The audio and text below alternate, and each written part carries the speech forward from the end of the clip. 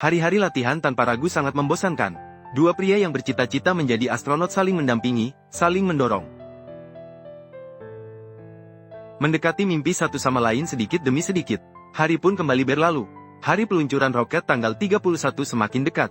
Setelah latihan selesai, mereka masih melompat-lompat di atas tempat tidur dengan penuh semangat. Ingin merasakan gravitasi di luar angkasa lebih awal. Saat melompat, tanpa disadari, dengan suara keras, dia menabrak langit-langit. Mereka saling menatap. Dengan cepat pura-pura tidak terjadi apa-apa, mematikan lampu dan tidur. Staf mendengar suara dan segera datang. Dia melihat segalanya, tapi tidak mengatakan apa-apa. Diam-diam mencatat di buku catatan. Keesokan harinya, berbagai tes dan latihan intens masih mengisi jadwal. Banyak di antara mereka yang belum mampu lulus ujian. Setelah putaran berakhir, dia dan temannya bangkit dan berjalan dengan gagah. Penguji agak bingung, namun, tetap memberi tanda centang di belakang hasil mereka. Tanpa disadari setelah dia pergi dari pandangannya, mereka berdua berlari cepat ke toilet dan muntah tanpa henti.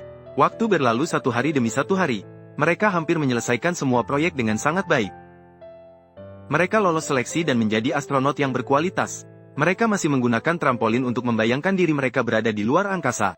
Mereka membaca buku tentang alam semesta bersama-sama. Mereka membayangkan diri mereka berjalan-jalan di antara bintang-bintang bersama-sama. Hari peluncuran roket semakin dekat. Para staf sedang melakukan persiapan terakhir dengan hati-hati. Dua set pakaian antariksa juga dikeluarkan. Telah dipilih helm yang sesuai. Mereka telah dilatih selama bertahun-tahun. Akhirnya, pasangan sahabat ini bisa mewujudkan impian angkasa bersama. Namun mereka diberitahu bahwa roket hanya bisa membawa satu orang. Keduanya sama-sama berbakat, sulit untuk memilih. Akhirnya atasan menepuk bahu si nomor 2. Memutuskan untuk memberikan tugas padanya. Nomor 1 menjadi cadangan. Saat keduanya berdiri di samping roket menghadapi kamera untuk menyaksikan momen besar ini, nomor 2 diam-diam mundur satu langkah. Namun nomor 1 dengan senang hati memeluk sahabatnya. Mereka bersama-sama berfoto. Dia memberikan foto itu kepada temannya. Dia kemudian memberikan buku itu kepadanya. Buku yang kita tidak bisa hidup tanpanya diberikan kepada yang lain. Menginjakkan kaki di roket dengan berkah dan impian dari sahabat tercinta. Melihat layar monitor temannya dengan senyum. Teman sendiri akhirnya mewujudkan impian. Akhirnya impian sendiri tercapai juga. Bersama roket terbang lancar ke langit. Seluruh kantor antariksa terang benderang.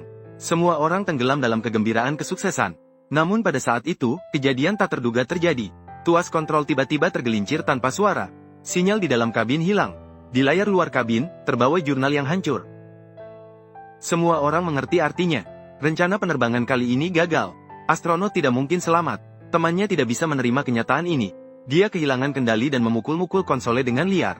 Namun segera dibawa pergi oleh staf. Kembali ke kamar. Dia menatap foto bersama yang kusut di tangannya dengan bingung. Padahal sebelumnya mereka selalu bersama. Kamar dipenuhi dengan foto-foto mereka bersama dulu. Mereka bertemu saat kecil dan tumbuh bersama. Di hari ulang tahun, dia menerima buku yang diberikan oleh temannya. Tanpa alam semesta, kita tidak bisa hidup. Sejak saat itu, mereka memiliki impian bersama. Mereka tak pernah terpisah sejak kecil. Sudah melampaui persahabatan, melampaui kematian. Dia masih termenung. Namun staf masuk dan mengambil selimut temannya. Dengan acuh tak acuh, barang-barangnya dilempar ke dalam kantong sampah. Bagi badan antariksa, seorang astronot jarak jauh bukanlah tak tergantikan.